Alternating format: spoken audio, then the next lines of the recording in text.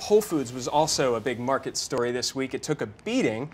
Tell us a little bit about what happened. So Whole Foods, for the first time in years, saw a decline in same-store sales growth. We have not seen this in just multiple quarters from the company. I think what we're seeing is that it's a victim of its own success. It created the natural and organic market, and now all these bigger players are trying to steal their playbook. John Mackey, the CEO, says he's got a turnaround plan in place. Could you explain what's going on there? Sure, there's a couple things. So first of all, Whole Foods later next year is going to be rolling out its new lower priced chain called 365, to be determined what happens there. The company is also trying to take costs out of its system, lower prices so that it can compete better with Kroger, Costco, which has really become pretty dominant in organic.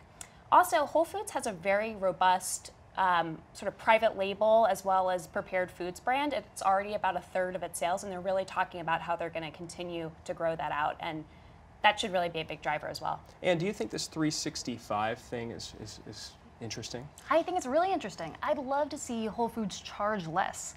That seems great. That seems great to me as somebody who Yeah, that's always been the rap against Whole Foods, well, right? Whole paycheck was the joke. I would say, too, though, that one of the things about Whole Foods is that they have lowered prices. They've not been good about sending that message, so I think that's going to be also a big part of the plan as well. And they're also kind of aiming higher, right?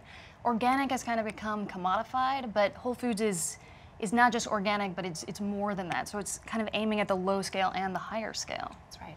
Speaking of food, there's another company that was in headlines this week. It was Panera, right? Talking about embracing, God, what was it? I had it written down here, plant-based proteins. That's right.